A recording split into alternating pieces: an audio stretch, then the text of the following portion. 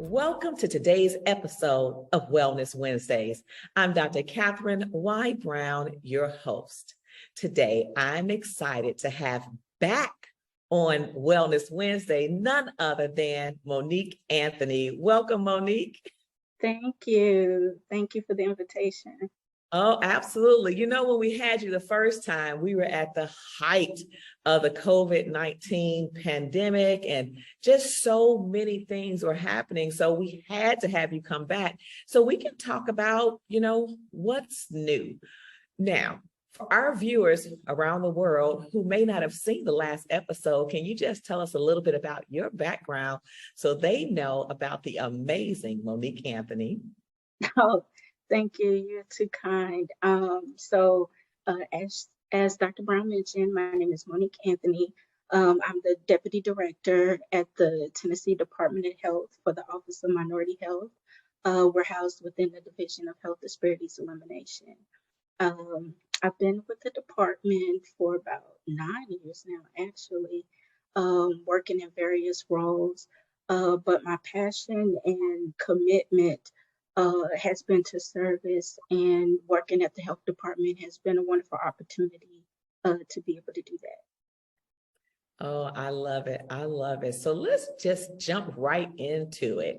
The question everyone wants to know, is COVID-19 still a big issue?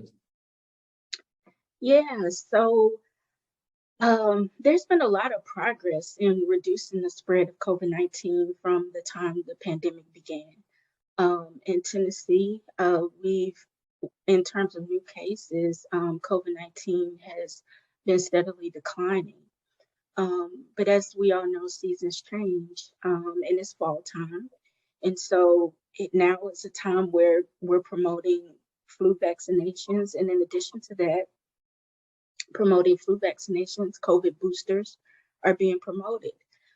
So we want to make sure that you and your loved ones are protected all the way around. So that means vaccinations remain a key strategy for preventing severe disease.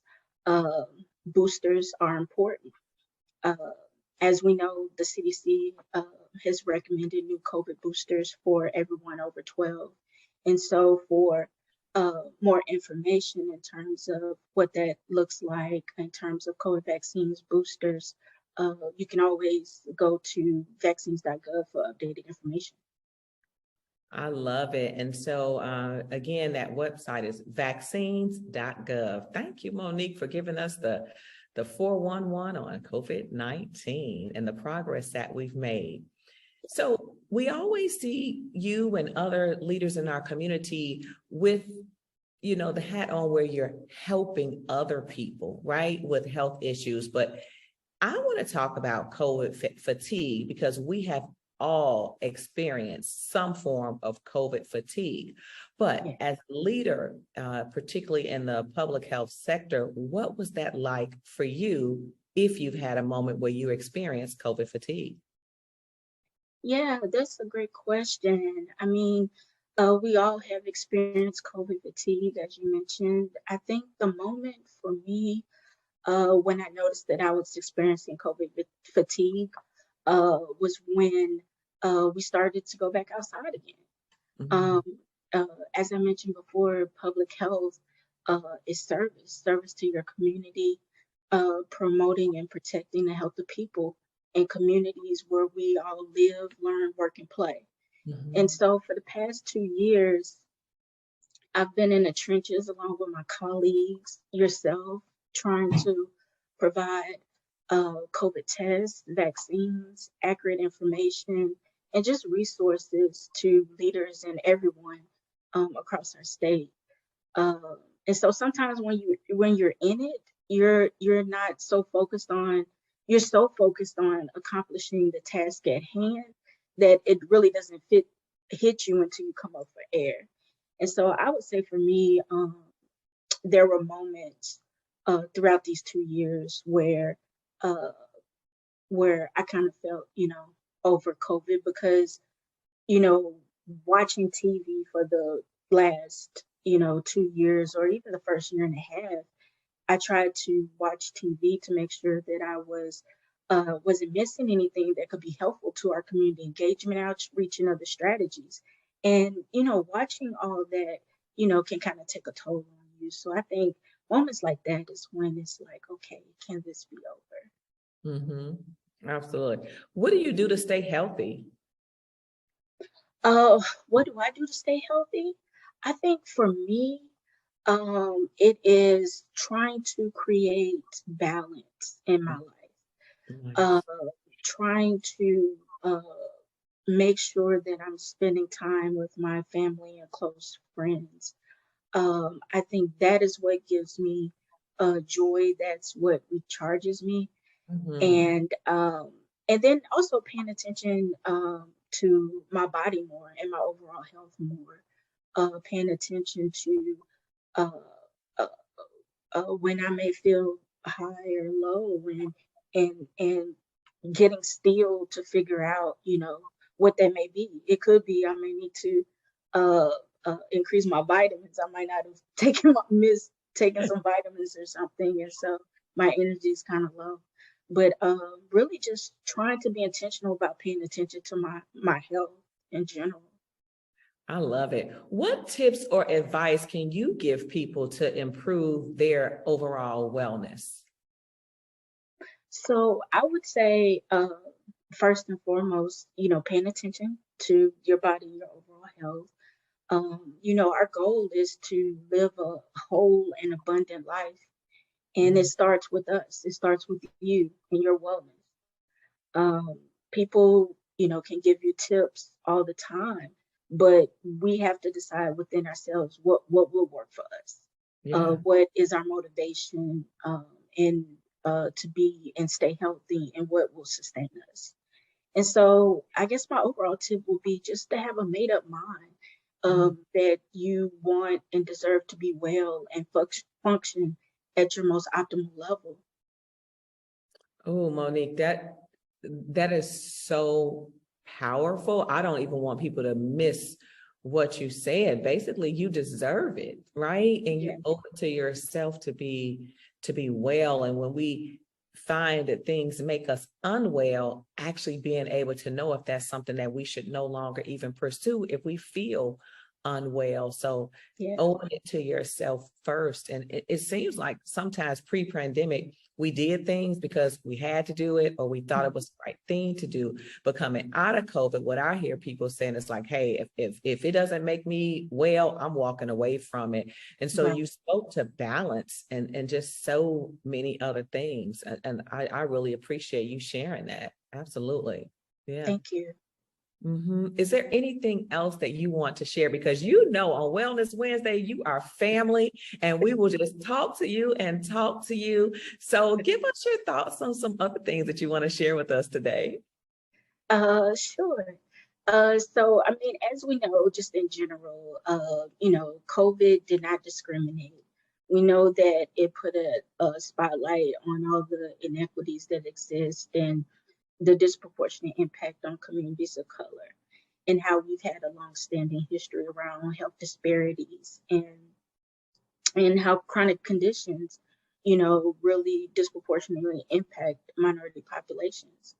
And so, we always want to uh, combat uh, this these inequities, and as we know, these are compounded by less access to healthcare, or mistrust in the health system, or language barriers that can make it difficult for high quality of care.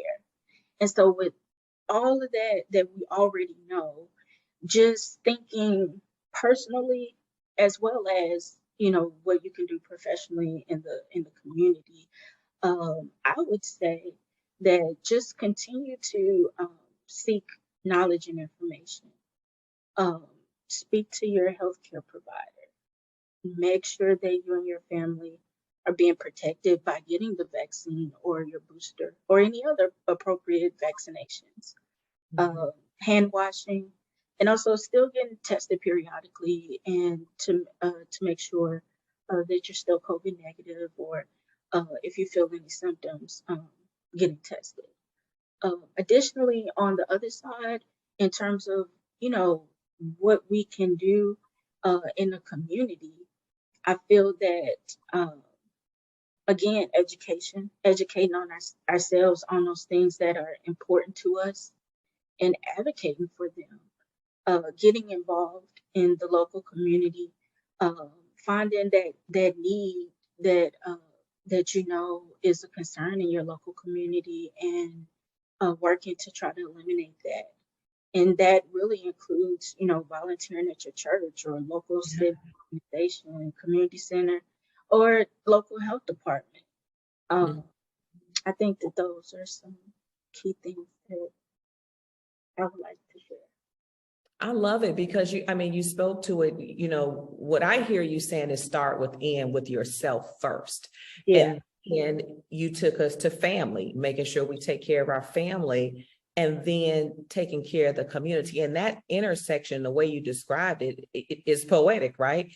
You cannot help anybody else until you do what? Help yourself. So you're saying help yourself and your house, and yeah, then find ways to serve the community. I think it's just spot on, and it's what we should be doing. It goes back to what you said earlier about balance, yeah, just really having the entire balance. And, you know, we have to stay healthy. We have to live well. And the key to being well is living well. And so life, and every day we have an opportunity to wake up yeah, and do it over again. And maybe we didn't make the best choices yesterday, but today we can wake up and do it again.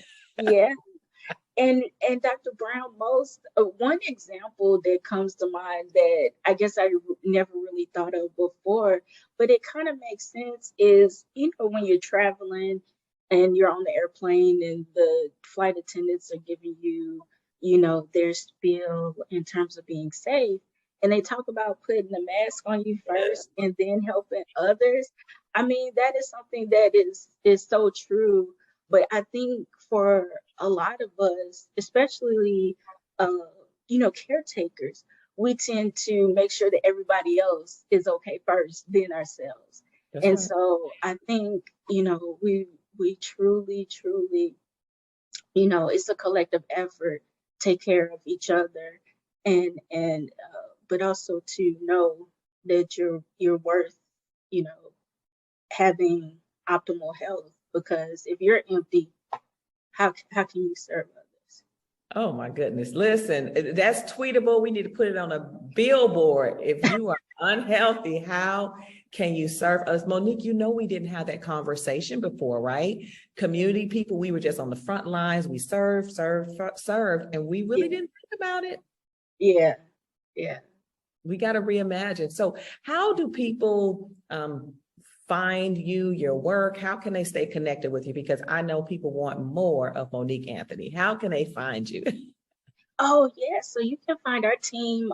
We have a website, healthdisparities10.com, where you will be able to find information, training, upcoming events, our Health Disparities Task Force on that page. And you'll receive additional information when you view that page about the Office of Minority Health, the Office of Rural Health, and the Office of Faith-based and community initiatives on the website as well. I love it. Okay, now to clarify, because you gave me a lot of information, is it all housed under that one department? Yes, under the Division of Health Disparities Elimination. Okay, so you got the Division of Health Disparities Eliminations, then you got faith-based, Uh-huh. rural, Rural health and okay, minority health. and minority health. Okay, now see everybody, you just learned something new from Monique right there. It's the umbrella, and it houses those 3 programs, and she's doing task force and tons of other information. So you all want to make sure that you follow Monique Anthony and stay connected. Well, listen, we got to have you back again soon. I enjoy it. Thank you. Thank you so much.